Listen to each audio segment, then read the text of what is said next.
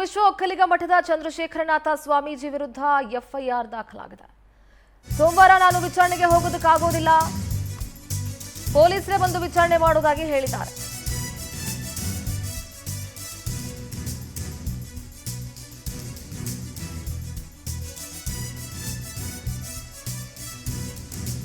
ವಿಶ್ವ ಒಕ್ಕಲಿಗ ಮಠದ ಚಂದ್ರಶೇಖರನಾಥ ಸ್ವಾಮೀಜಿ ವಿರುದ್ಧ ಎಫ್ಐಆರ್ ದಾಖಲಾಗಿದೆ. ಸೋಮವಾರ ನಾನು ವಿಚಾರಣೆಗೆ ಹೋಗೋದಕ್ಕಾಗಲ್ಲ, ಪೊಲೀಸರೇ ಬಂದು ವಿಚಾರಣೆ ಮಾಡೋದಾಗಿ ಹೇಳಿದ್ದಾರೆ.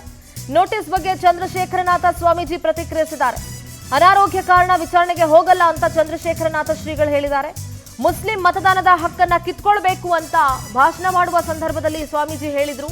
ಅದರ ಬೆನ್ನಲ್ಲೇ ದೂರು ಕೂಡ ದಾಖಲಾಗಿತ್ತು. ದೂರನ್ನ ಆಧರಿಸಿ ಎಫ್ಐಆರ್ ದಾಖಲಿಸಲಾಗಿತ್ತು.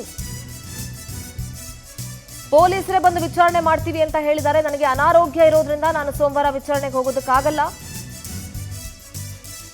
ವಿಶ್ವ ಒಕ್ಕಲಿಗ ಮಠದ ಚಂದ್ರಶೇಖರನಾಥ ಸ್ವಾಮೀಜಿ ವಿರುದ್ಧ ಎಫ್ಐಆರ್ ದಾಖಲಾಗಿದೆ.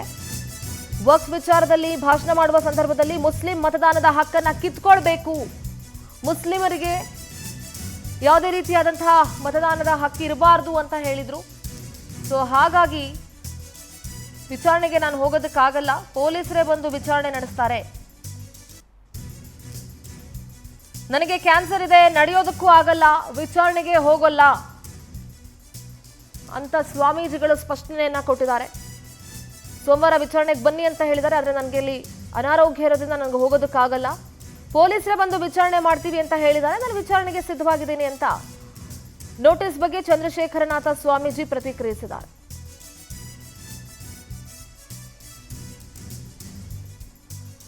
ಪರ ವಿರೋಧಗಳು ಚರ್ಚೆ ಆಗಿತ್ತು. ಸ್ವಾಮೀಜಿ ಯಾವಾಗ ಮುಸ್ಲಿಮರಿಗೆ ಮತದಾನದ ಹಕ್ಕನ್ನ ಕಿತ್ಕೊಳ್ಬೇಕು ಅಂತ ಹೇಳಿದ್ರು, ಪರ ವಿರೋಧ ಚರ್ಚೆಯಾಗಿತ್ತು.